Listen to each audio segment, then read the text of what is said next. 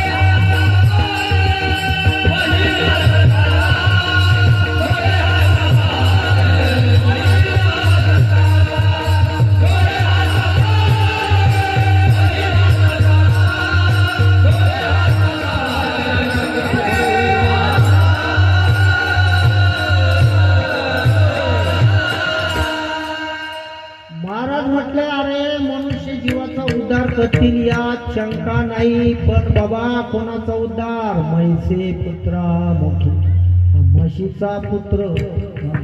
ऐका तुम्ही संतांचं वाङ्मय वाचा चांगलं बारीक. इतकं अनुरेणू आहे, एकदम अनुरेणू. तिथं न्यायाधीशाचं सुद्धा डोकं बंद पडेल माझ्या ज्ञानोबारायांपुढे. असं म्हणायला हरकत नाही की न्यायाधीशच माझ्या ज्ञानोबा तुकोबामुळं विठाला